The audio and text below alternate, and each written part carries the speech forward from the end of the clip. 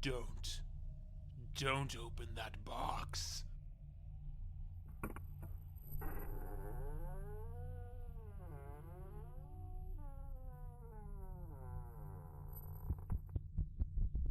What have you done? You shouldn't have opened it. You shouldn't have opened it. Opened it. Opened it.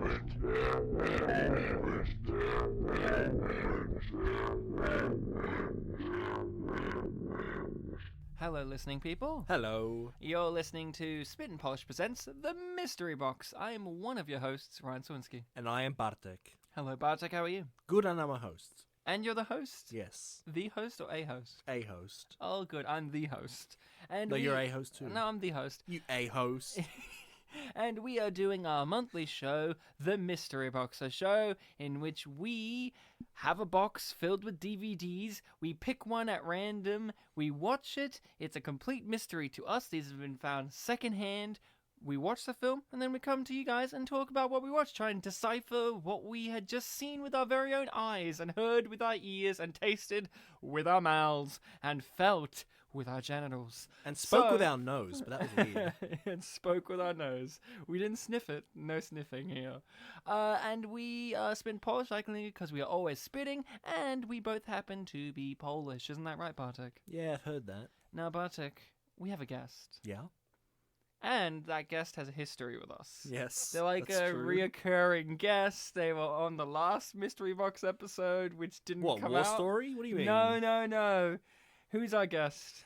Our guest for this episode is Maddy Marshall. Maddie. Hello, thank you for having me. Again.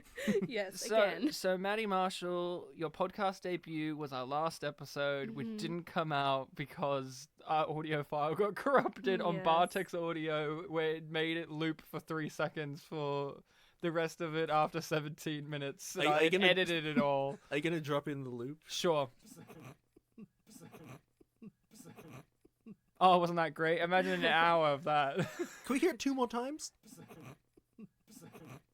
Perfect stuff. So, Maddie, this is your debut take 2.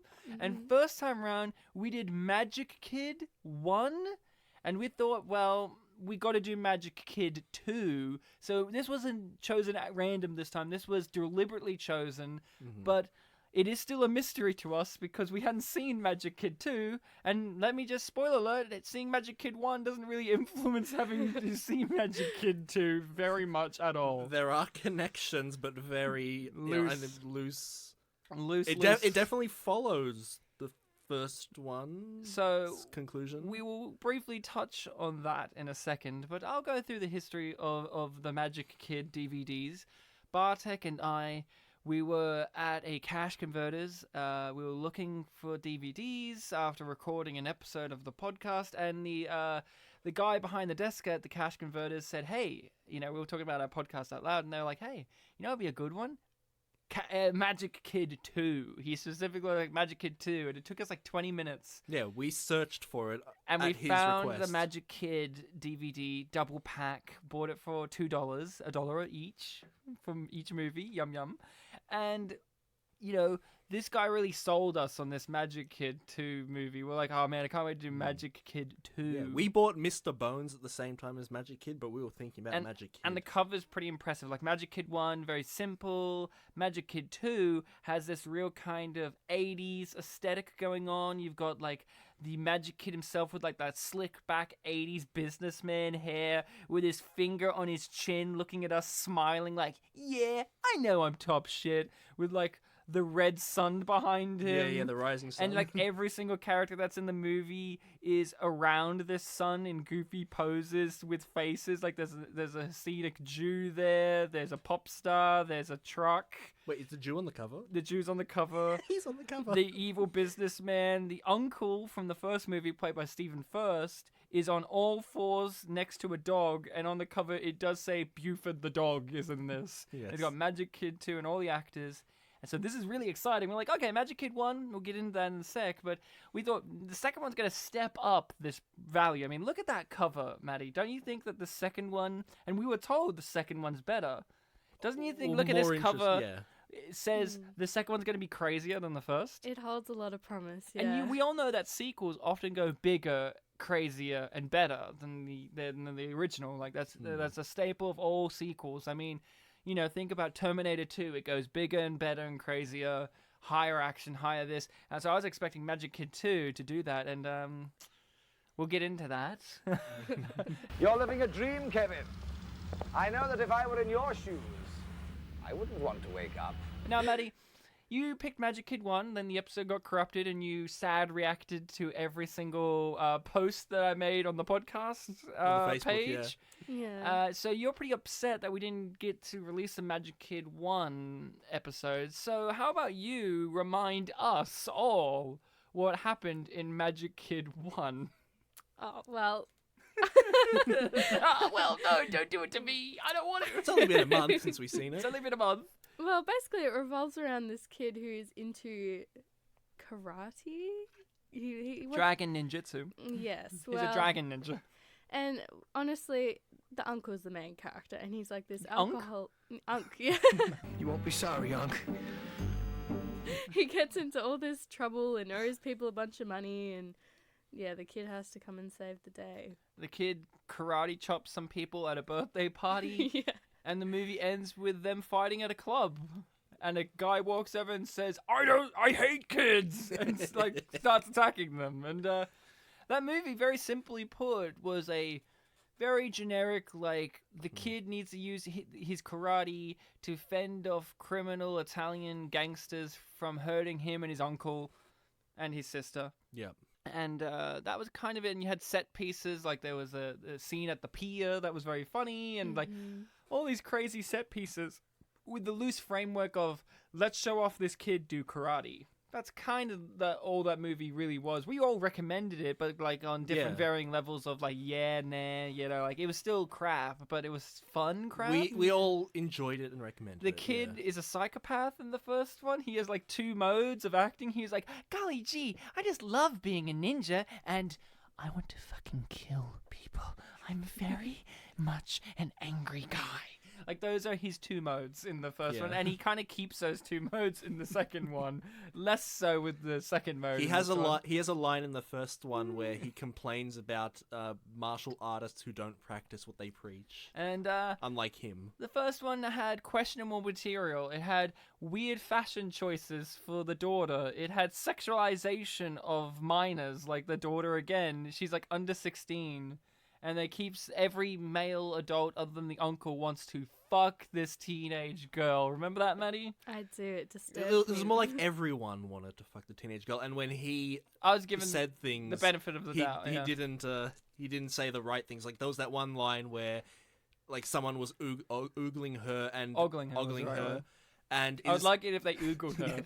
And instead of saying, "Hey, she's 14 or whatever," She's 15. he said something along the lines Hey, of, she's like, got back problems. Hey, Blondie, why don't you bend over and make this shot? No, she can't. She can't bend over. She's got a bad back. Doughboy, just make the shot. Doughboy? Doughboy? Come on, didn't your mother ever teach you any respect?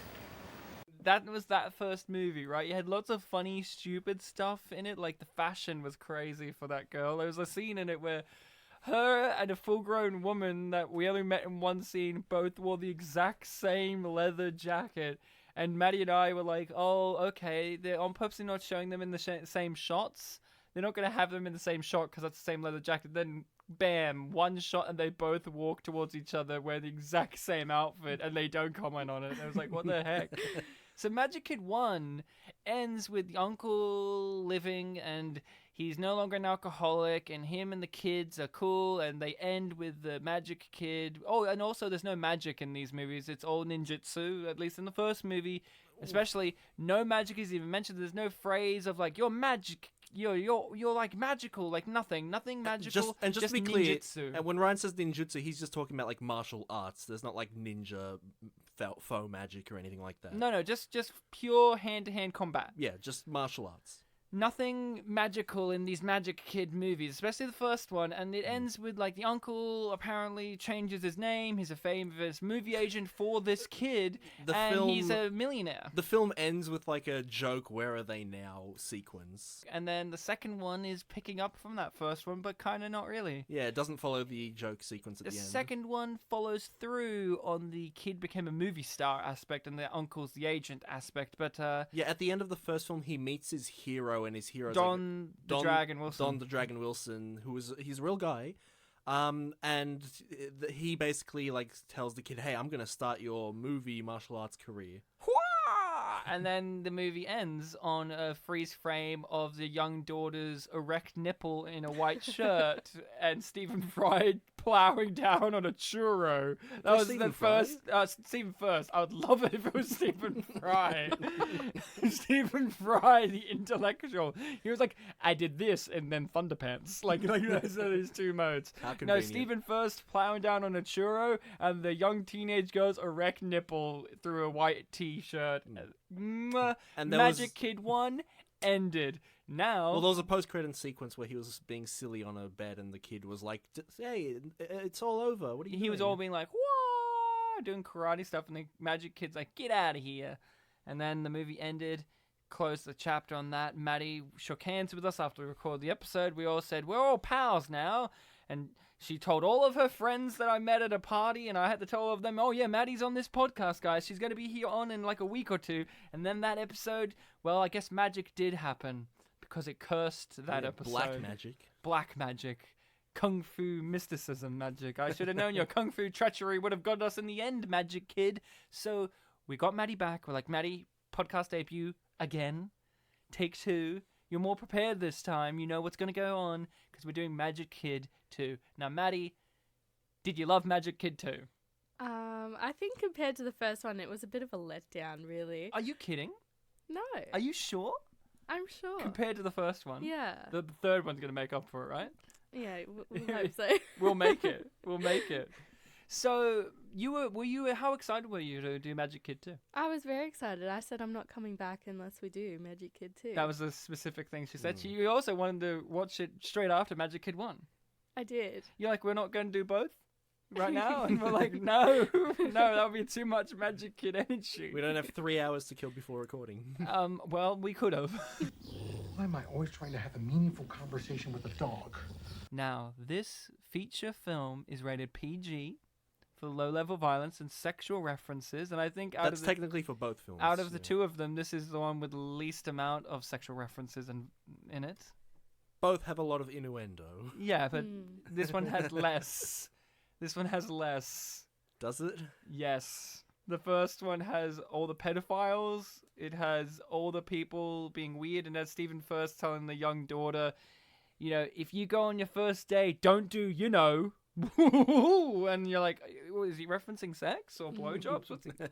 What? This one just has prostitutes in it that think Stephen First's into incest, but we'll get into that. Hey, darling, you looking for a good time? Actually, I'm looking for a young boy. Oh, well, young girls are a lot more fun. I don't want a young girl. I want my nephew. That's sick. Bartek, who wrote and directed this movie? I believe... Who was the auteur of this movie? I believe at the beginning it said a Stephen First film, and then it said that it was written by Stephen First and directed by Stephen First. So there's one guy to blame.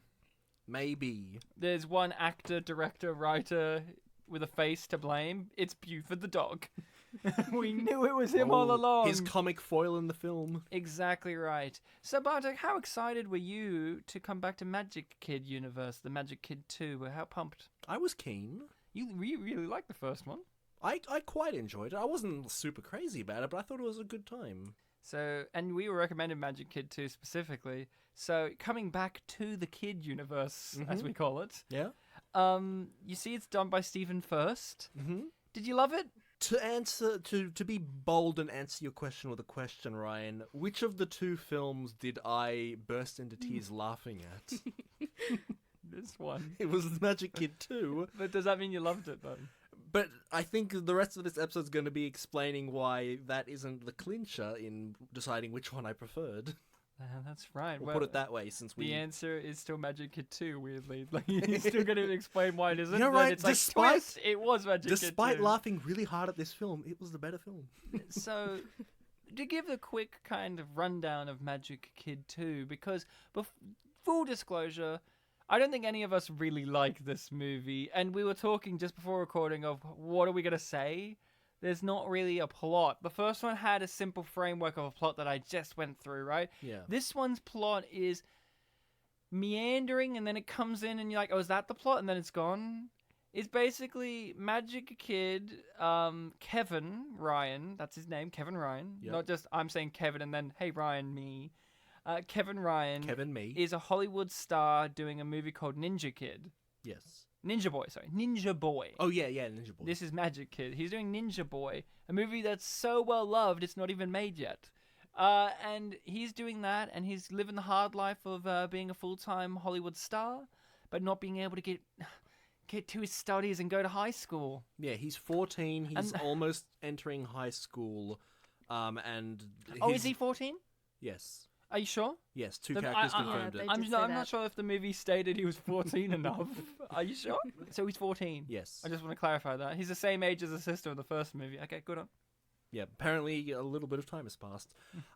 She's not mentioned at all in the film, by the way. She's never in it. There was many points where we said, is that her? Is that the new version of her? Every time we saw someone dressed skimpily, yes, we said, oh, it's a sister. Yeah.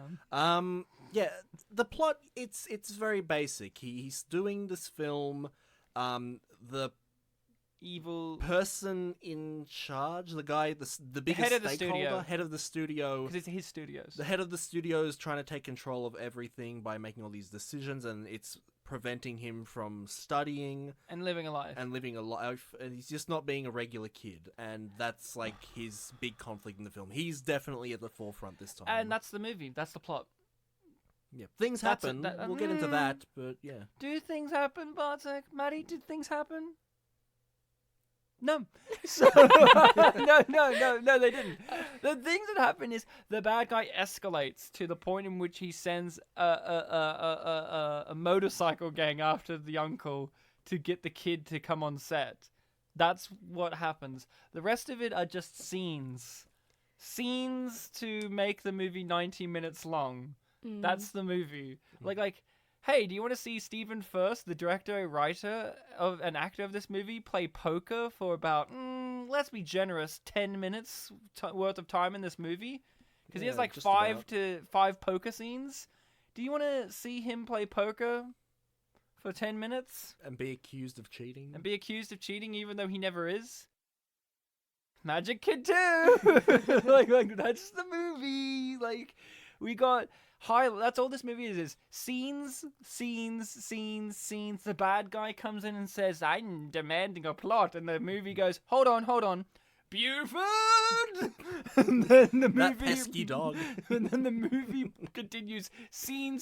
It seems like the villain, who's not Jeremy Irons, by the way. That's what I called him. He sounded like Jeremy Irons. Like, he sounded like Scar from Lion King. But more like, I'm more English. Frozen Ninja Boy goes ahead on schedule.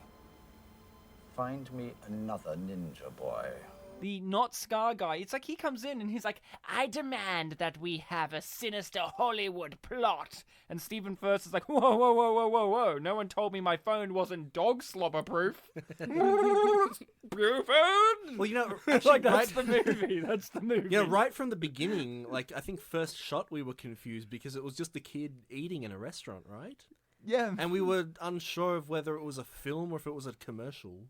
Well, we knew it wasn't real. Wasn't that right, Maddie? The movie opened up with, like, some crazy guy coming in. A film within a film. We decided, like, his acting career has taken off. Well, we ended the last movie on a freeze frame of him in a film kicking, and then it froze, and then the credits rolled. So we knew he's still an action Hollywood star. Mm-hmm. But this time he's doing Ninja Boy.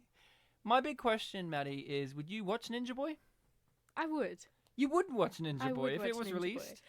It seems similar to what the first movie kind of had. The action, the breaking of the glass, that sort of thing. You know what Maddie just did? better writing than this movie. If the movie that they were making in this movie was Boy, yeah. Magic Kid 1's story, it would have actually been 10 times better. Like how good would that have been if Like you get behind the scenes shots of them like deciding the sister's fashion or whatever. yeah, or like it's just like Why are you wearing the jacket? or the villain in their one is a stereotypical Italian guy as well, like Guido in the first one. But like this one, Ninja Boy is just like, I don't know what the plot is of their fake movie. Like I like in movies where they have fake movies or fake things like Galaxy Quest or Tropic Thunder, where you could understand what the movie or the fake thing in the world would actually be if you watched it, like what the plot would be. Like you can imagine like, oh, okay, they're doing this. But in this one, it's just like every scene is like a crappy fighting scene With the same guy. with the same like villainous guy from like what would be a Teenage Mutant Ninja Turtles villain guy, where he's just like This crazy growling guy, yeah. But man, And then in the end, like the gag is, oh, he's got a sophisticated voice. since this movie doesn't really have a plot, Maddie, Mad Dog, you kept commenting about how cute the main boy was. On a scale of 1 to 10, how cute? Oh, I don't know. Look at his face on the he's DVD. so little and he's falling in love. It's just adorable. Look at him. He's falling in love in the last 10 minutes of the movie. Like he takes... He just wants to study the the last 10 Civil minutes? War, you know? Perfect timing. The photographers are waiting over on stage 9. The photographers? Yeah, and afterwards, David has arranged a really big surprise for you this evening. But I was supposed to with my tutor tonight. Don't worry, she'll be paid. So the main story, like we said, is kind of divided into two aspects. The evil studio are wanting to control this kid's life, and the other thing is the kid's life. He wants it to be like a normal kid who studies history. But he stopped because of the other story. Yeah, and the adults can't get him out of it. So yeah, the film begins. We see he's in the film. Evil Studios doing bad stuff. Clean my tailpipe. I don't like dirty tailpipes. We're not setting up something for the end scene here. My tailpipes need to be clean. I'm auditioning for Lion King 2. The one straight to video. So when the kid comes home, he sees his uncle and his friends playing a poker game. His unc, yeah. His unc, yeah. We'll get back to that poker game because there's a really good line in it. And he goes upstairs and his tutor is there, and the tutor basically asks him, "Oh, so have you read this chapter of this history textbook? Chapter 7. Chapter 7." And he basically has to give like, "Oh, well, chapter 7. No, I didn't read that one." And he's basically, I guess, kind of, teacher disappointment voice, "Oh, you should have learnt this. You should know what the Emancipation Proclamation is," and things like that. And that's kind of our first hint at like, oh, okay, so he's not... He's a slacker. He's a slacker, but it's not for a lack of... there is a No, it's a lack of trying. Like, there in is the opening scene, it seems like he's like the Bart Simpson type character where he's like, "Yo, miss, I tried to read it." And then she's like, this is like, "Oh, chapter 7. Oh, I didn't read chapter 7. Like, he's very cocky. Yeah, but he quickly learns his way because this woman, fantastic actress, she was just like, "Kevin, I'm disappointed. I believe in teaching, and belief is the only thing that matters. You know that as a ninja." She was amazingly terrible, that actress. Like she was so lifeless. The best way I can describe her was a fish, just washed up on the shore, just dead. Like, that's how she delivered her line, just like, "Kevin." I think Like, specifically... I don't know, it seemed like she was dying. I think specifically she was mentioned to be a tutor for kids like Kevin who are in the movie industry. They have those. Yeah, That's yeah, what yeah. Mila Kunis had. Yeah, I know. But she sees something special in this particular kid, which she tells the uncle. And she tells everyone. And she tells everyone, yeah. She's like walking around all the time. Her lines of dialogue for the first half of the movie is, "That Kevin boy. Now look, I've taught a lot of superstars in my life, but Kevin, he's special. Because the script needs me to say that because he's the main character of Magic Kid 2. But other than that, he's special as well." And at the end of this first scene with her, she makes an arrangement with Kevin. "I'll be back here, at this time on this day. Be ready for that class," and it's set in stone. Some more things happen. We'll get into them later. And Kevin is not able to go because he was dragged to other things by the studio's interference. So when he comes home late at night and she's sitting there really disappointed, like a scorned lover who has stood up, and she has a line. No joke. She's sitting in his house, in his room, alone, with the lamp on. That's the only source of light. And he walks in, and he reacts like a husband that missed the important date with his wife. He's like, no, and she's just like, I've been here all night. Yeah, like she's just so disappointed, like a scorned lover. There was that one line she had about the Civil War, but what was the lead up to that line? There was none. It was like, you missed it. She said some sort of history fact about the Civil War. It's like, the Civil War, too bad you missed it. Yeah. She was just like, she said it like he missed the date. Like you were going to be. He missed here. the Civil War.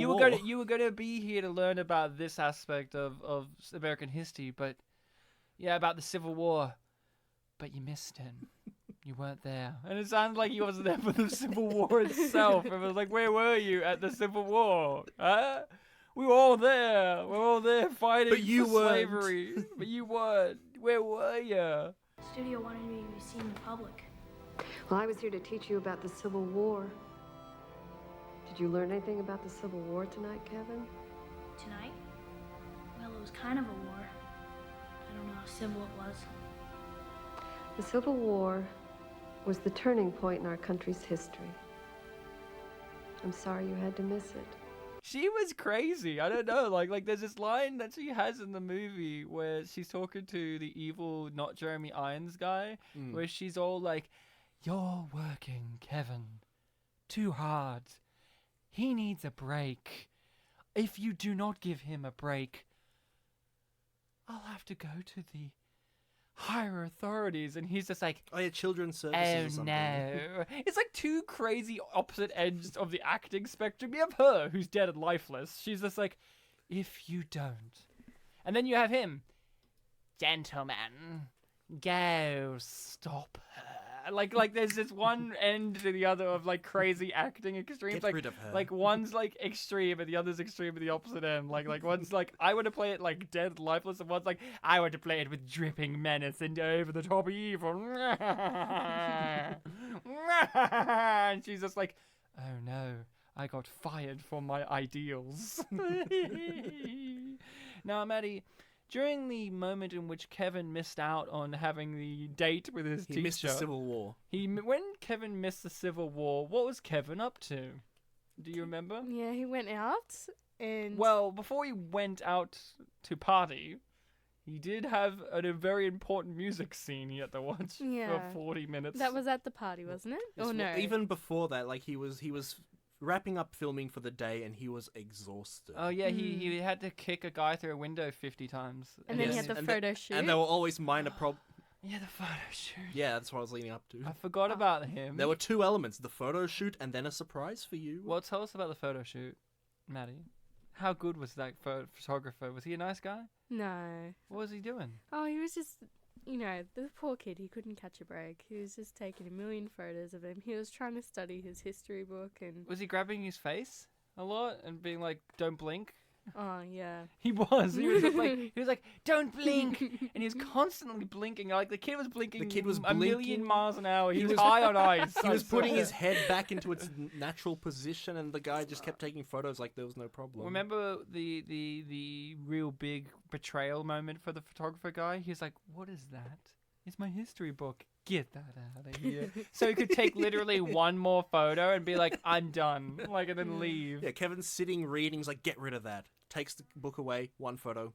I'm done. That's it. He literally says, I'm done, and then walks away. And this scene followed up because you were mentioning that the reshoots in the film, they were always for minor, inconsequential reasons, like, oh, the hair was wrong. No, one was legit. You smiled when you got kicked through a window. You stunt, man. Ugh. Yeah, but the hair one, it's like, you would have noticed that earlier, and also he was getting kicked. His hair would get messed up. That's fine, but yeah. Maddie loved the scene in which we watched Kevin go watch the a music, surprise the big surprise, which was he watched a music video happen in Live. real time.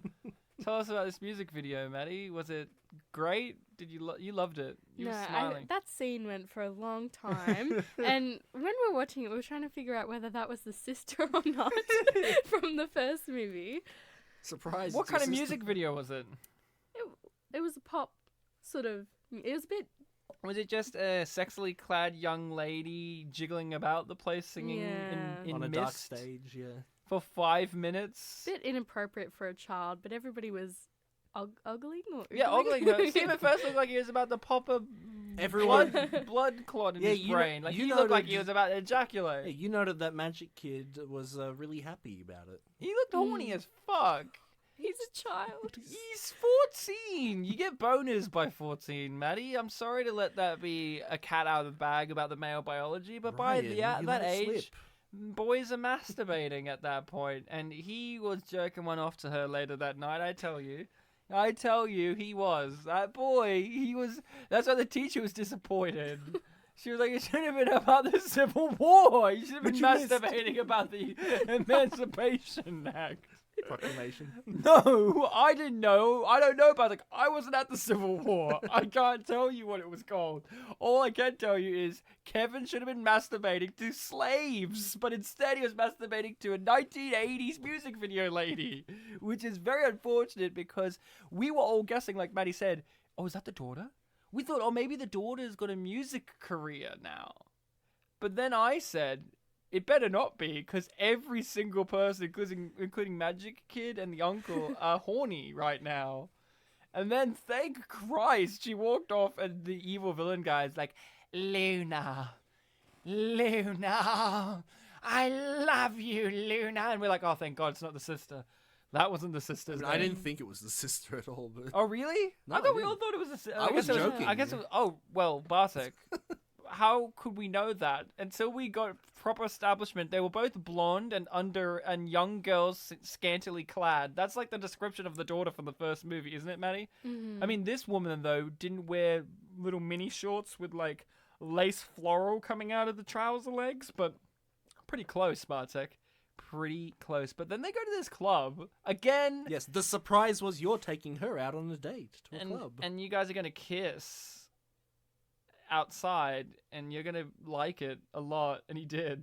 It's weird because it was supposed to be like a here's the surprise, and it felt like Magic Kid was supposed to be like, oh, this is so much, but he literally was smiling ear from ear and buzzing about how happy he was. He's like, oh, this is a good surprise, actually. He was like, yeah, this actually is good. Like, yeah, I'm loving this. And then he gets to fight some, like, 1980s Joey, like, he looks like Joey from Friends looking dude in the club. Like a leather jacket. Who poured water on his lovely, lovely turtleneck. Yeah, he was trying to do the whole thing like, hey, I'm talking to the girl that you were here with.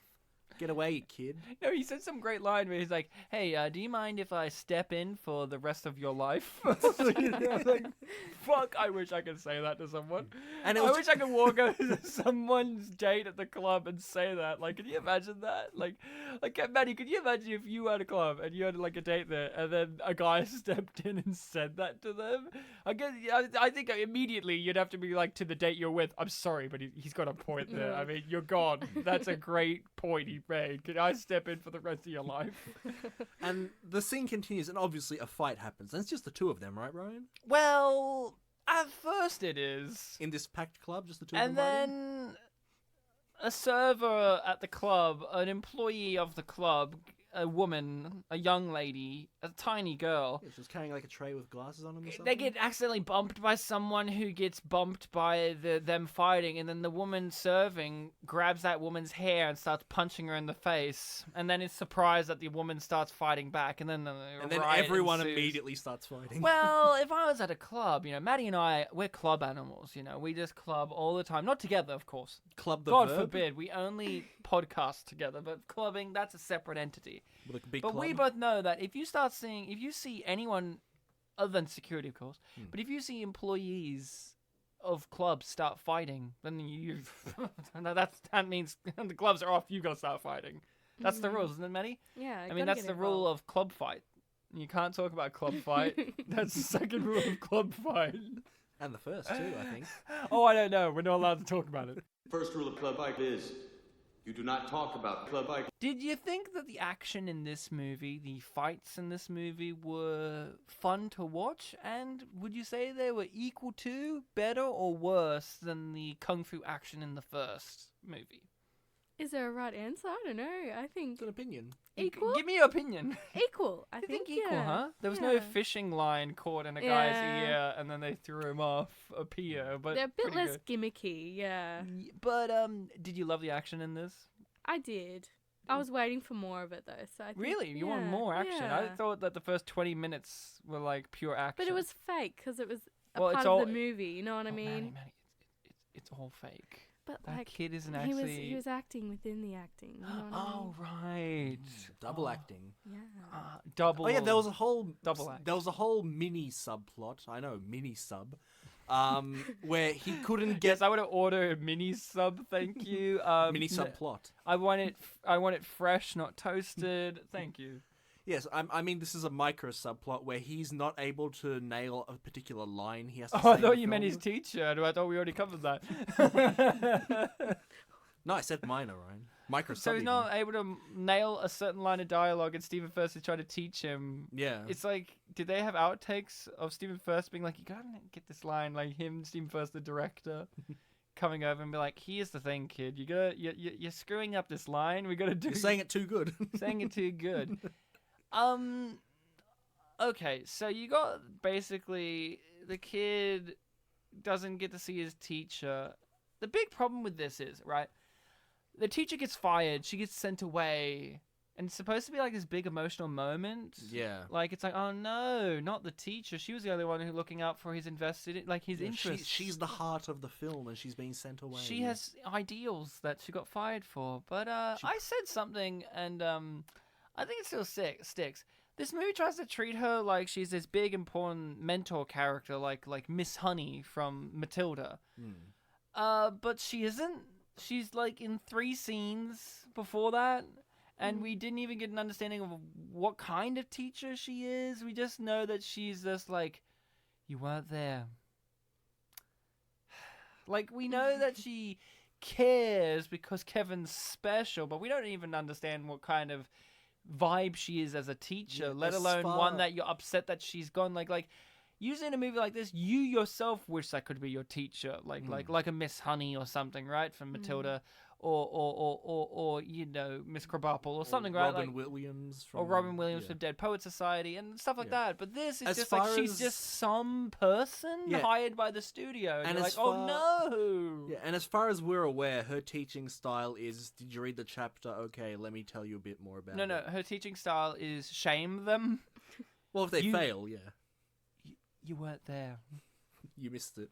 I'm a scorned lover sitting by a lamp by myself with a single tear going down my yeah, cheek. but the point I'm making is, since we didn't see a successful lesson, as far as we know, her lessons are, did you read the chapter? Okay, let's expand on that a little bit. It's like typical teacher fare. It's not like Robin Williams where he does like something grand, like stand on your tables and feel inspired or whatever. Or get a kid, or you know, stress a kid out to the point in which he stands up to their father, or anything like that. Like, you know, like nothing inspiring from her. She's just kind of like there, so that near the end of the movie, he has a physical location to go to. Yeah. That's why she exists in Yeah, the there's, movie. there's a part where Magic Kid has to run away. And so that she can have a daughter that he can bang. with an amazing first scene. Until we get to that bit, there's Yeah. nothing going on with that storyline. The rest of it is basically Stephen First, Can't Magic stand up to Kid, people, and the evil guy from the studio are basically clashing with one another in a trifecta of about like the kid needs to do more. We want to make a sequel where it's set in Alaska, but I want to study.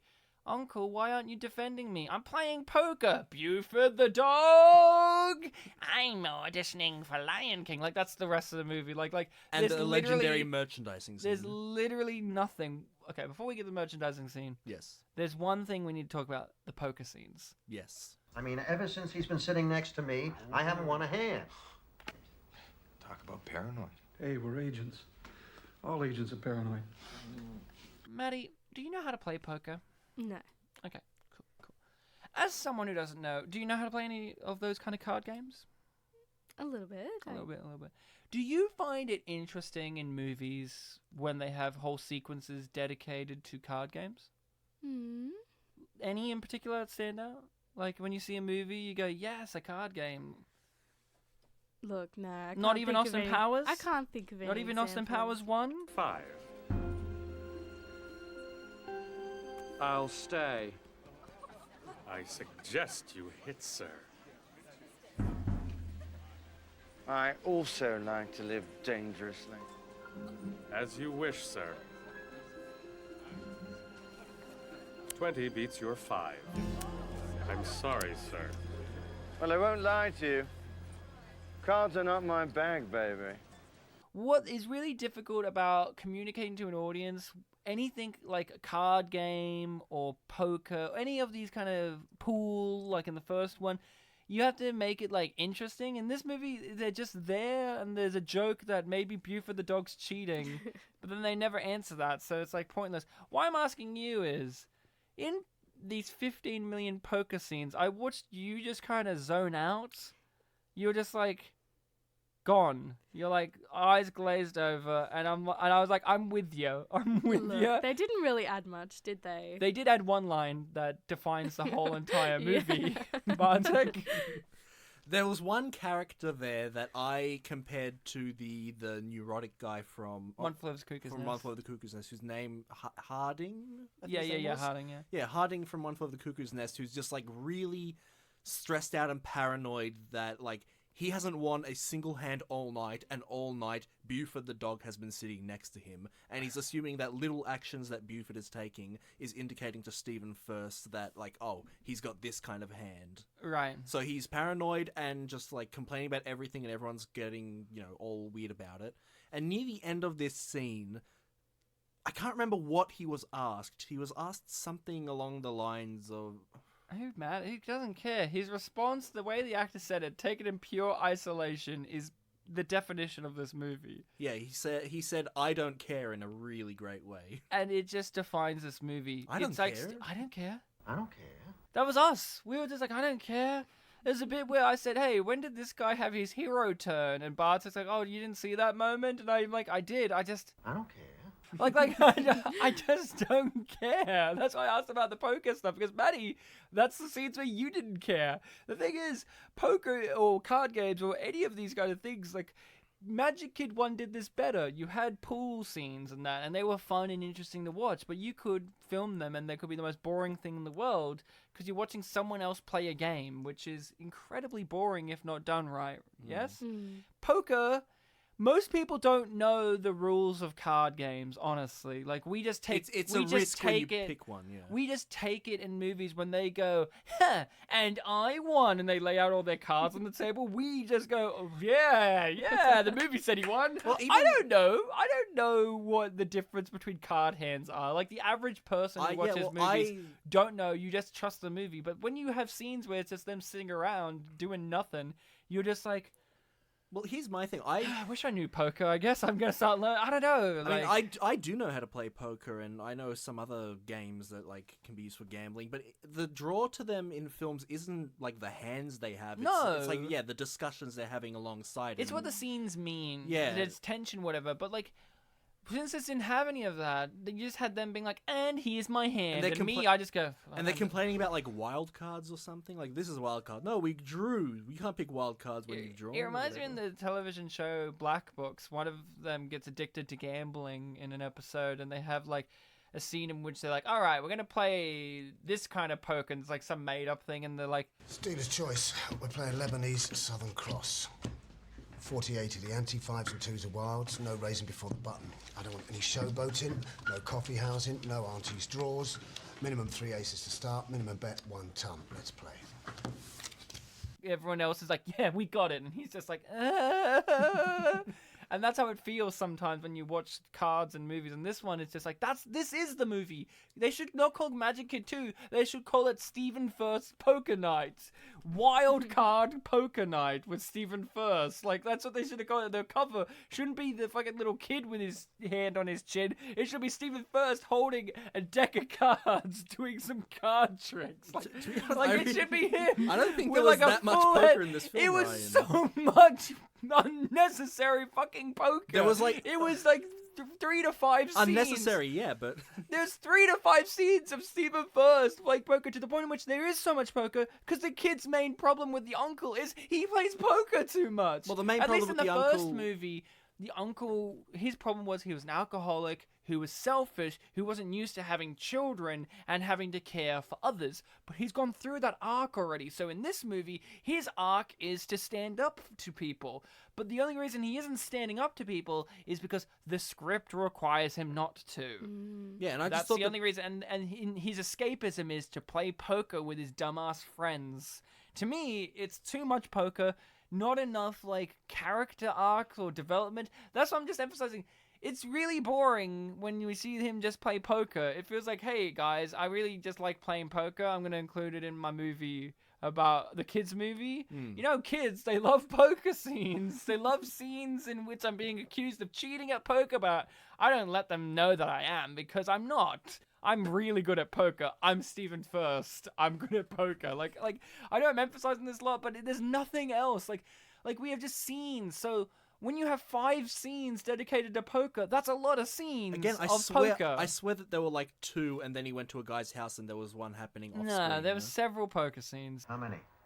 I'll take 2. 2. You? Same here.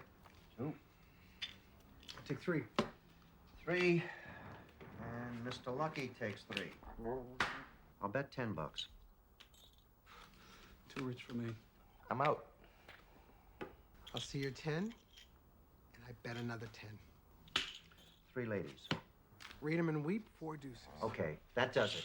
In the land of make-believe, Kevin is facing the challenge of his life. Pair of 9s. I don't like these plastic cards. I think I read somewhere they cause cancer. Well, that's why I won't eat them anymore. And besides, I think that test was done with white mice playing Go Fish. 2 pair, Jack's high. Same thing, only mine's got kings. Surrounded by phonies, Kevin realizes he's being used. You play another hand. Well, we could dance. You want to dance? Oh, for God's sake, let me do that. Never will learn to shuffle, will you? Okay, aces, deuces, 4s, and 7 are wild. No. Dealer's choice. I'm the dealer. You're just doing it. All right, cut. Who didn't ante? You didn't. I ante. You didn't ante. You never ante. I don't understand it. It's $1. It's $1. What does it to you? $1. My God. Come on, it's not a lifesaver. Sometimes a kid has to fight to hold his world together. This is 5-card draw. Just put them all over the place. Okay. What did you say was wild? Jacks, 9s. Well, you can't look at your cards and then tell me what's wild, for God's sakes. That's cheating. Who ever heard of that? Dealer's choice. No. Misdeal. That is Well, let's see. Let's make deuces wild, and I think I have a jack here. Okay. He just took his ante back. Kevin and his Uncle Bob discover that life in Hollywood isn't all it's cracked up to be. Let's go to the marketing scene in which the evil executive guy is like, we're going to market this movie. $20 million for the budget, $10 million for marketing, which, okay, $20 million's a bit cheap for what they said it was going to be, even though it's like the 90s. I think that's pretty cheap budget for whatever this is. Like, just to put in perspective, Drop Dead Fred was like $10 million, and that was a cheap movie, so like, okay. But like, this was the peak of the movie. It was the comic peak of the film for sure. No, yeah. it was the peak of Probably the movie. the peak as well, yeah. Tell us about it. So, obviously there was one big highlight, but the scene itself was just very, very silly. So, first of all, there's a table and you're looking at the person promoting these products, which, was it the... It was just some woman. It was just some woman, yeah. There's some woman. And it cuts to who she's looking at, and there are these 3 characters we've never seen before with incredibly distinct looks. On the left, there's this Asian businessman. In the middle, the Hasidic Jew. And on the right, there is an Arabic man. Arabic? I think it was Arabic. Yep. Arabian Knight himself. Yes, he was in the full attire. Yeah. They didn't have lines of dialogue They except had- for the Hasidic Jew. The Jew, yes. He had. He was in the center. He had sounds to make, yes, and close-ups. He had sounds to make. And they were just, especially the Jew, they were just into it. They were really into everything. And they were showing off, there's lunch boxes of Magic Kid, and inside there's Magic Kid branded stuff. And we also, and this is the big one, we also have Magic Kid costumes for you to wear. And, well, obviously this is a room full of adults. Well, first, before we get to that big scene. Yes. We have to establish we were already beginning laughter during the scene because you have the Hasidic Jew and he's like making noises, like he's like faces, he's yeah. like oh boy, and then she's showing like here's a Magic Kid lunchbox and it has like inside Magic Kid drinks and the Jew's like oh, and the guy, the evil executive guy, turns over and he goes, and it's kosher. And the guy, and he's just like, oh boy. And we were like laughing. Little did we know that was foreplay. That was foreplay for what was eventually, like you're saying. And then, of course, we have Magic Kid costumes. Yes, and obviously the costumes are for kids. Well, Ninja Boy costumes. So yes, that's right. We really fucked up, didn't we? Ninja Boy costumes. And these are for kids, but this is a room full of adults. So the lady goes up to the door to the room. That's directly behind her. Opens it, and there's just this little kid. Like 4 years old. 4 years old doing these martial arts motions, not entering the room. Making noises, too. Making noises for like 3, 4, 5 seconds. Then she just casually closes the door on him. He's still doing it. we lost our fucking shit at that. Just she's like, and we have costumes. Closed door. And she's like, as you saw. And Bartek's like crying with laughter. He's like, I'm losing it, and Maddie's losing it, and us losing it, and it being amazing. It's and like then you we have... just kept saying, like, if the post-credit stinger isn't just a cut back to that kid, I'll be very disappointed. Spoiler alert, we were very disappointed. Yeah. It's like if you had a caged animal that's just always being crazy, never stopping, and you put like a blanket over it. You can take it off and look at it, but when you put it down, they're still going to be crazy when the blanket's What down. it reminds me of is in those kind of like those spoof movies or whatever when they have like a crazy visual gag and then it goes away, but if you think about it, it would still be happening. Yeah. That was that, but it never got that crazy again in this movie. Like that marketing scene felt like someone else came in and was like, okay, I want to have this in here, and then they went away. Because then after that, they're like, and we have the Ninja Boy robot toy that it was like that mothers and children will enjoy. And I'm like, because it's a toy. And I said, is it a vibrator? Because it's a toy and also a meat tenderizer. Meat tenderizer, yeah. And Maddie, what does this pretty big size ninja meat tenderizing thing do? Because it's like a doll, right? He's holding two meat tenderizers in his hands. Well, how does that? And she puts a giant slab of steak down on the table, and Stephen First literally licks it. Yeah, it does. It splats, and the rabbi is like, "Ah, my eye," and she says, "It'll wash out of his eye." Yeah, I hope so. But he had glasses on. But yeah, it was still confusing. Yeah. And Stephen First literally licks his lips and goes, "That's a good cut of meat." Stephen, we get it. You're fat. Like we get it. You were fat. But this meat tenderizer, of course. Comedy has to ensue even more. The meat juice wasn't enough, Maddie. How did they finish this epic scene? The comedy bow to tie it all together. Well, they put it on the table and it starts swinging its arms and walking towards the rabbi. Very slowly. And he makes funny faces. We're all just waiting for the impact, really. And so were they. They were all like, oh no. But it's still like halfway across the table. Like anyone could have stopped it. We're not going to stop it. We're just going to panic. She aimed it not even at the meat. So it's like, what did they expect? It doesn't even work for the context of like, oh no, it's malfunctioned. Like it's not like RoboCop, right? Where RoboCop's like, okay, Ed 209, stop that guy with the gun, and it's like, put down the gun, and it's like, you better do it, and the guy puts down the gun, and then it's like, put down the gun, it's like, he doesn't have a gun, and then he shoots the shit out of the guy anyway. It doesn't even work on that level. It's like, she just didn't aim it at the thing it needed to go to, and then they just all sat there for like a solid minute, watching it come towards the guy, and he's just like, it's coming towards me. It doesn't have an AI, yeah. It's literally just in motion. It's not like, oh no, crazy AI, like sparks are coming out of it or anything. It's just like, and then it just like walks over and gets on top of the guy, but we don't even see it attack him. We just see it fall on top of him. Then they cut, and then they lift him up, and he's got like, what does he have on his face? Well, his chair tips backwards, and then when they get him up, he has these meat tenderizer bruises, right? Yeah, red spots all over his forehead. Yeah. And we never see them again.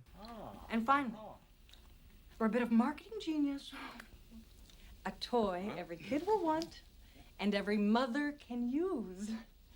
The Ninja Boy doll and meat tenderizer. Yeah, can we talk about the morning show with the racism? Yeah.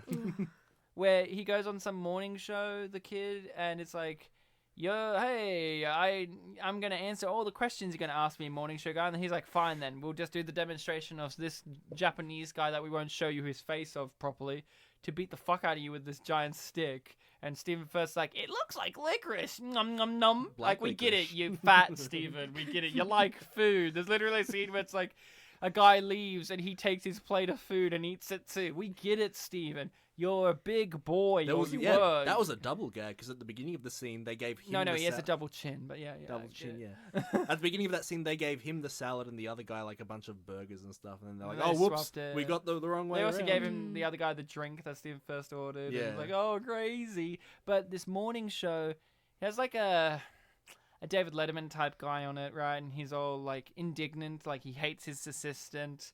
He hates having the kid on. He hates everything. He gets hit in the face with the stick. And he's like, my head, I need ice. And then just casually is racist throughout, like, most of this interview. Like, he's saying weird things. Like he's like, this guy's name is, like, something rather than Japanese. He's like, can I call you Sammy? And you're like... Yeah, and at the end... Sure. At the end, I think the Japanese guy, like, complimented Magic Kid, Ninja Boy, whatever you want to call him. In Japanese, and the guy just said, like, oh, I'll have that and 2 plates of miso soup or something. To go, and then you hear the music do that noise, and it's like, and then it cuts to another scene. It was very funny. It was Maddie's laughing right now. That's this movie. It scenes the movie. There's a scene later where there's a guy who looks exactly like Bartek. Who's Bartek? You. Oh, right. There's a character in this movie I kept saying, that's you, Bartek, and you were like, no. I think his name began with an L, like Lester Lionel or something. I'm going to call him Buford the Man. So, Buford the Man... He's like the muscle of the villain, right? The dumb muscle. He's like, I give him his water the way he likes it. Room temperature. And I'm like, is there a joke here? The villain just says the name, is like, pour. Then he pours the water and hands it to him. And he says that, like, I give it to him the way he likes it. Room temperature. Is there a joke there? Stephen, you wrote the script. Where's the joke? And remember, it's like Bartek. It's like, chair. I gave him the chair the way he likes it. On the ground. Underneath him. Duh. Yeah. On this guy. Later on, there's a conflict where Magic Kid and his uncle. This is the high point of their argument. You know, they're complaining like, why didn't you help me? Why aren't you on my side? The low point in the low point, yeah. And because we needed it to be 90 minutes. And as Magic Kid tries to leave the room, he like by reflex strikes his uncle and then just runs away from home. And this is bad because the villain has created this thing where... Oh, it's also bad because he broke his ninja code of honor. Yes, he broke his ninja code by striking an innocent, his family. I love how disregardingly you say that. Yes, he broke his ninja code. No. You're like, no, complete opposite. He broke his ninja code. He struck an innocent. His family. Whatever. Some say family are innocent. I don't. I think they're on equal footing as bad they're guys. Fair game. Hear that, Bartek's family? Get ready. You're fair game. I'm a sicko. Yeah, so... No, you're Polish.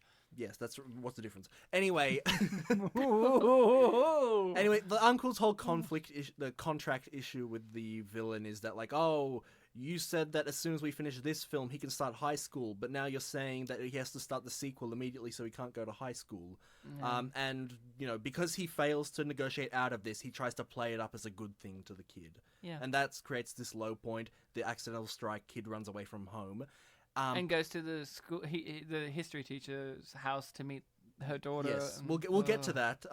But this means that he can't start working on the sequel, and that upsets the villain. Jeremy Irons, yeah. And Not Jeremy Irons. And when he questions him like, "Where's the kid?"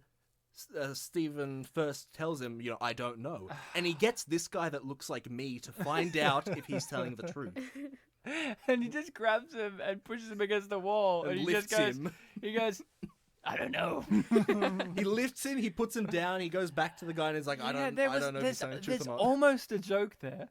There's almost something funny in that. Like, there's something there. It's almost- It feels like it was fleshed out a little bit more. It's almost like the gag It's like from Cannibal the Musical where it's like, how deep's the river? And he just throws a rock. it felt like a joke that we did in our university play called Soviet Western, where one character is like, I can always tell when somebody's lying to me, except for right now. Like, that Yeah. seems like something, but like in the movie it's so weirdly delivered. Yeah, And it just sets up that this guy is now going to be the main antagonist, like the main one that muscle. chases Stephen first. Can we just talk about that briefly? The chase? This Bartek guy, Yeah. Buford the man, he just goes to Stephen First's house, and then they have like a motorcycle chase and a car chase that goes on in the universe for several hours. Yeah. In our time, like 4 minutes. And then in the end, the guy gets him and ties him to a chair, and then they become best friends. Well, no, he gets sent to prison at one point, gets led out, and the guy pretends to be like the guy picking him up. It doesn't matter. I know it because doesn't it's matter, so but dumb. just letting you know that And happens. he ties Stephen First and Buford up, and then Stephen First's like, "Can you let me go?" And he's like, "All right." And then they become best buds because Stephen First says, "You can run faster than me." Yeah, and don't- he was like, "You're right." He's like, "Don't and then keep-" they like literally like nod at each other, like, "Yeah." Yeah, he has a line where he's like, the guy I work for doesn't really like you that much, but I think you're an alright guy. I don't care. Now, Maddie, how thrilling was it that he went to the history teacher's house? Did he meet some fun characters there? A love interest that you related to on a personal level? Related. You were like, "That's me. I wish I could be her. He's dreamy." There's a twist when he knocks on the door. The teacher's at the other side of the house, so she's not the one that answers it. Yes, the daughter answers it. And what's she wearing? She has a daughter, by the way. She's wearing a bikini top and jeans, isn't she? Yeah. Yeah. And what's she doing? She's on the phone to her friend. Oh, yeah? And how Yeah. long did they linger on that? Oh, well, she sends Magic Kid inside, like, oh, well, she's out the back. When go. she realizes that he is Ninja Boy, that's the name, right? Ninja Boy. Yeah, Ninja Boy. Magic Kid. Ninja Boy Magic Kid. She sends Ninja Boy back, and then we hear the rest of the conversation on the phone. And how thrilling was it, Maddie?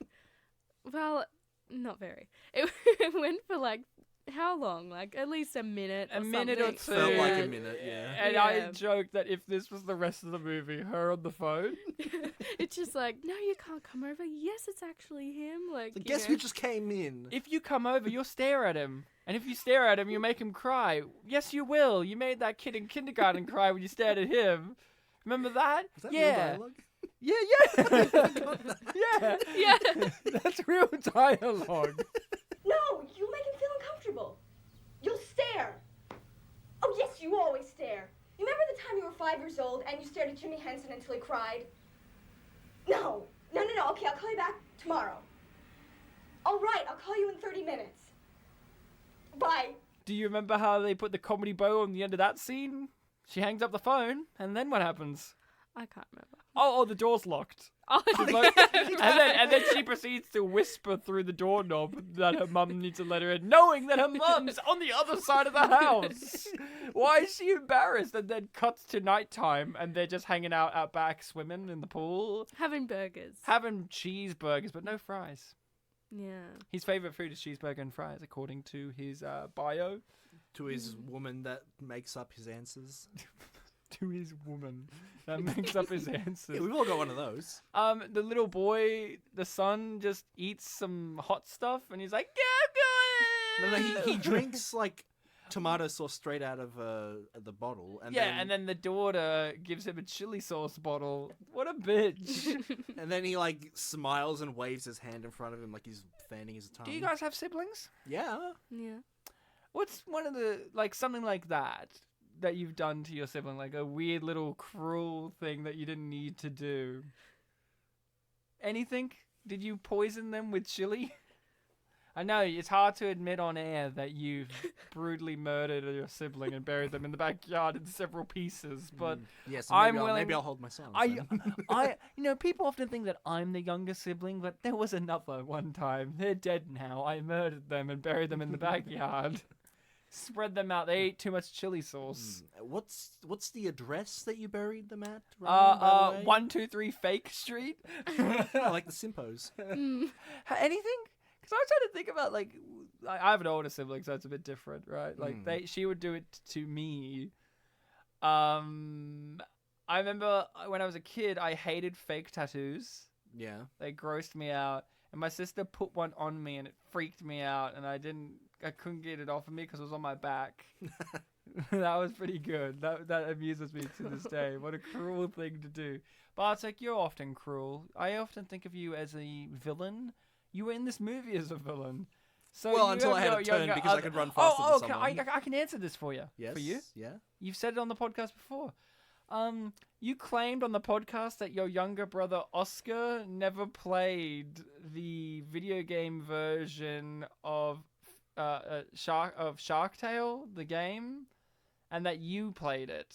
But when this was mentioned and he found this out, he was very much distraught over the fact that was a blatant lie. I think that's probably what was his answer? It was like, what are you talking about? I've slayed the sharks or something. So the cruelest thing you've ever done to your younger sibling was a few months ago. Is lie on this podcast about his gamer's integrity.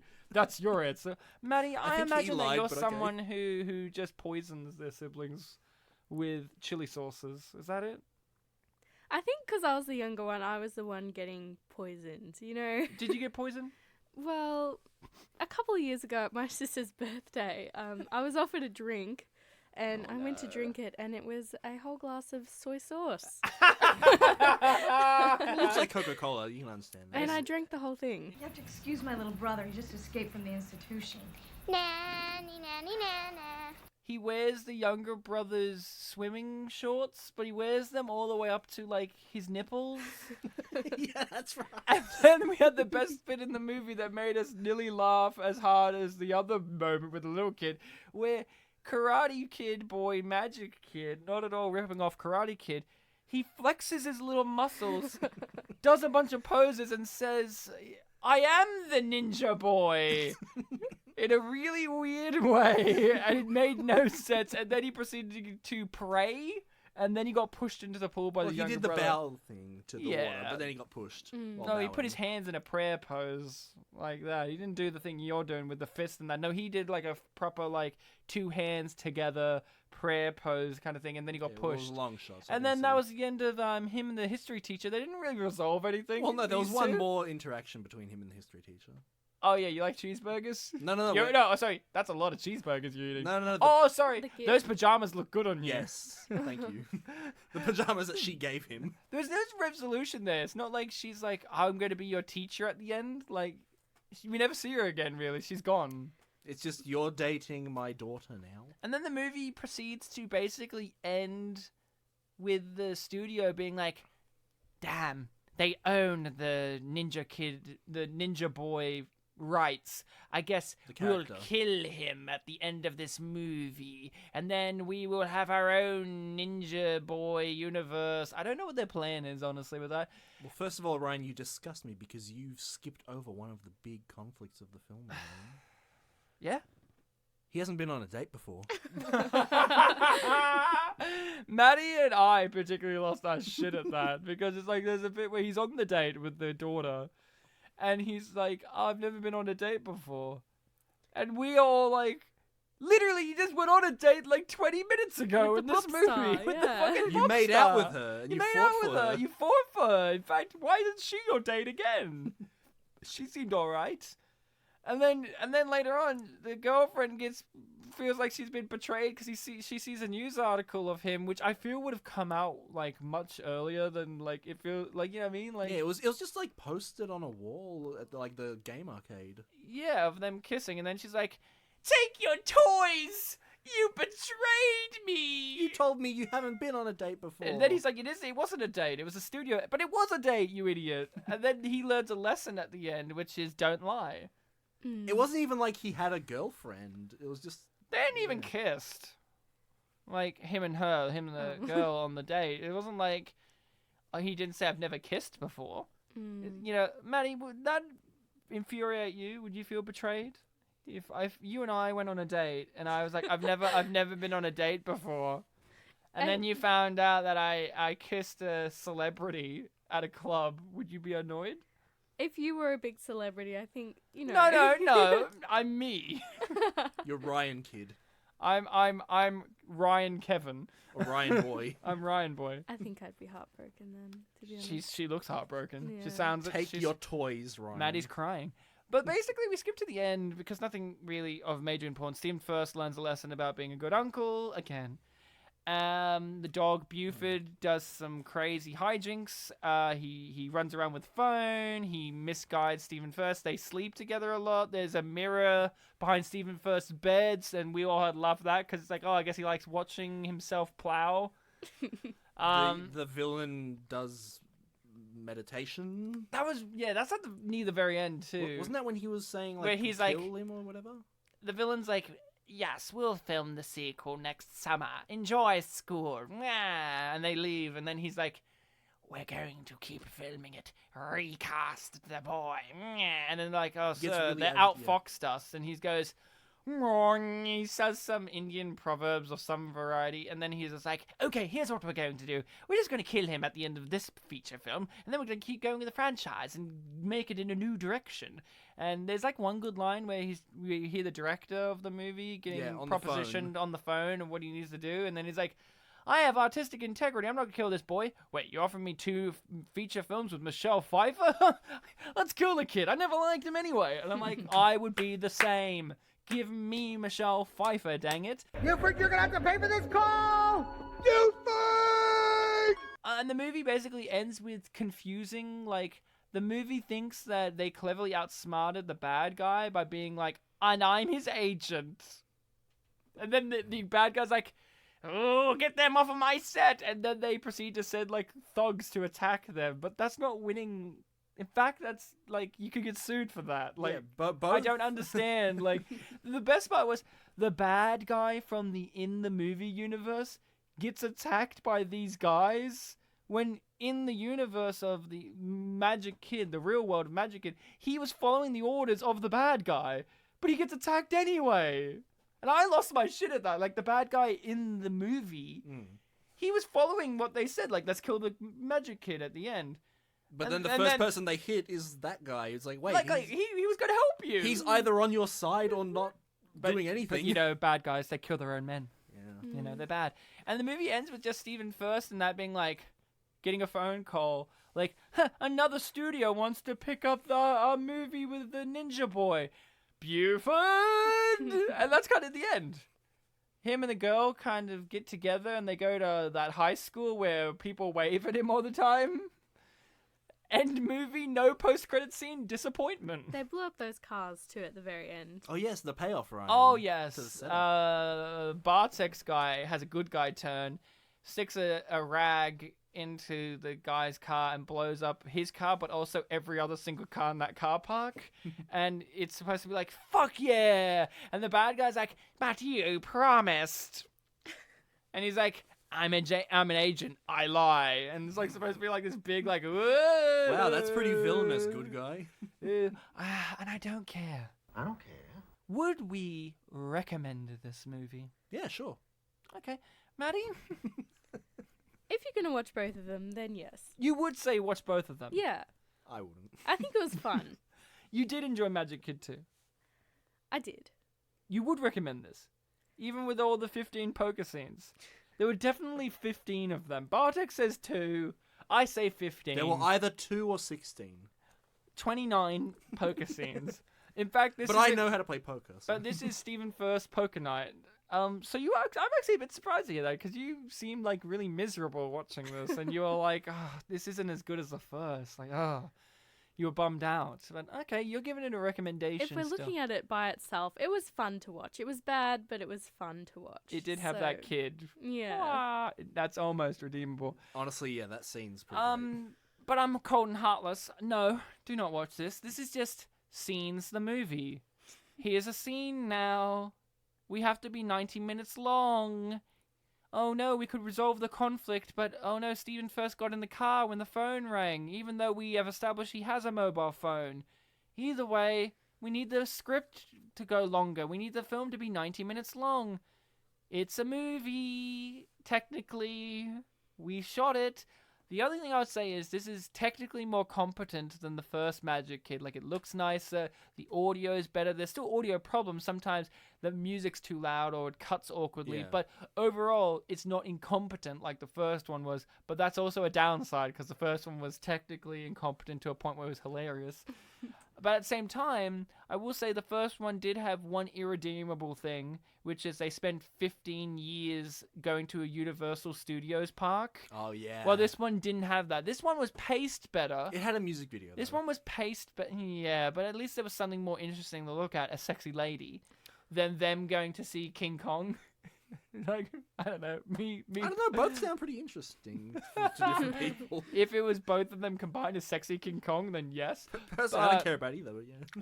But I don't recommend it. I recommend Magic Kid 1. I think there was way more going on with characters and stuff, and way more weird shit, like weird sex stuff, and weird lapses of character logic. But in this one, Magic Kid 2, I guess they didn't practice what they preach.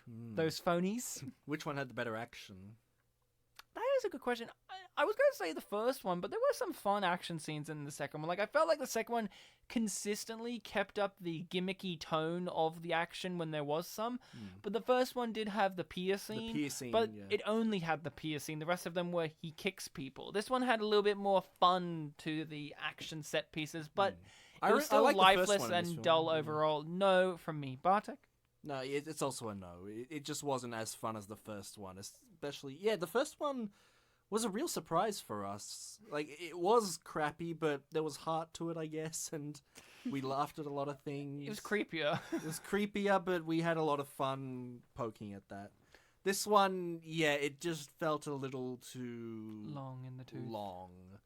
Now, we don't know what year this one came out, do we? Do we have a guess? I know the year it came out, and I had a guess before doing it. Bartek, what did you guess with this one? What year do you think Magic Kid 2 came out? Well, I think I recall that the first film was 1993. So I got that one right last time. I'm gonna bump it up a single year, 1994. Fun fact, in the previous episode's recording, I stated I reckon the second one's in 1994, and Bartek said, no, it wouldn't be a turnaround that quick. So Bartek has changed. He's grown. Maddie, what year do you think this one came out? Yeah, I was thinking 95 because... 95? Yeah. Not 94? The sister was 2 years older, wasn't she? And now he's her age, what she was in the first one. So Bart's going 94, you're going 95. So the first one came out in 1993. All right. What do you think, 90, Ryan? Well, I correctly guessed it, and so did you, Bartek. It's 1994. It came out directly a year after. I kind of guessed that because my trick last time was looking at Stephen First and knowing his weight fluctuations at that time because he was doing the TV show Babylon 5. And you're a stalker, if you want to see Stephen First do some good acting, watch Babylon 5. He's brilliant. Magic Kid 1, you mean? And Magic Kid 1, I think he was much better in Magic Kid 1. He actually got to do stuff in Magic Kid 1. More of a arc. Well, he had an arc. He was an arsehole in the first one, but he was great. All right, guys, we're at the end of the episode.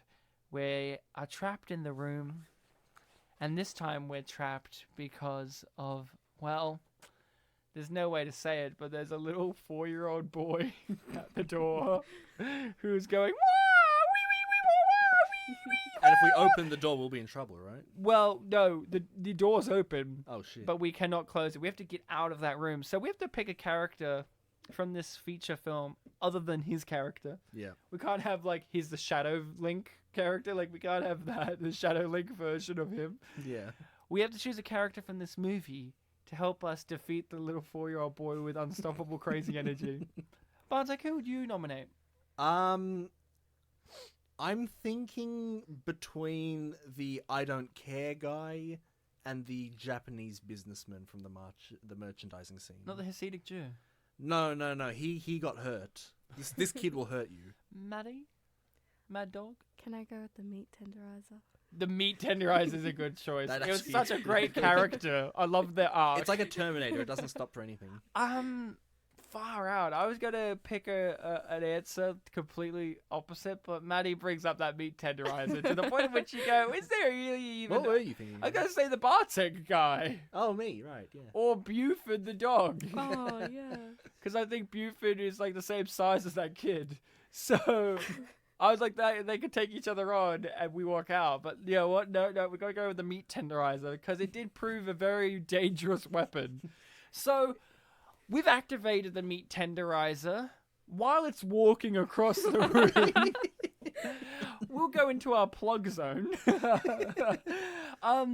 If you want to contact us, we have the social medias Facebook and Twitter, Spit and Polish Presents. You can find us. We have an email, spitandpolished@gmail.com. You can email us there or contact us on the social medias about anything you want to talk about, like movie recommendations for our weekly show or feedback and comments about what we've talked about, or just to say, congrats, Maddie, on your podcast debut ×2. Or if you are a Magic Kid and you want to fight us, you know, we'll get a location ready to do a Tekken-like fight. As I'm talking right now, the meat tenderizer is halfway there. Bartek. Yes? We covered the Magic Kid universe. Mm-hmm. And there was magic here.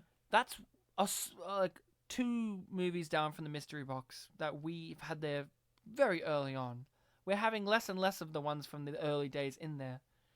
Are you heartbroken, Magic Kid's finally gone?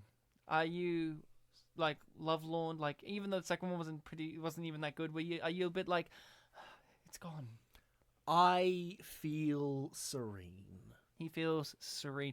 Maddie, thank you for coming on. It was a real pleasure. Thank you for having me again. Again, hopefully this one won't get cursed by magic. Stephen, first, if your Holy Spirit is going to curse this one because I spoke smack about your poker skills, like, dude, I didn't mean it. Like, you're really good at poker. You're, like, so sexy while you play it, and I love you. Please, if you were still alive today... Royal flush the toilet. If you were still alive today, I would have loved to watch your YouTube channel where you teach us poker. But unfortunately, you know, YouTube couldn't handle your poker skills anyway, mate. Oh, as I'm speaking, the meat tenderizer is coming up to the little boy. Watch out, meat tenderizer. He's got karate moves. Wait, he's going the wrong way. I know what to do. Let me just throw some meat in the path he's walking in so he'll walk away from the meat towards the boy. Oh no, Bartek! He's coming towards you! But I have meat. Wait a second. I know what to do. I also brought a yarmulke. I'll put it on the kid. And it instantly goes for hate crime and goes down to like, the meat tenderizer is, like, anti-Semitic. Wait a moment. I've taken the mask off the meat tenderizer. Mel Gibson! I didn't know it was you all along. Until next time, listening people, remember, Buford!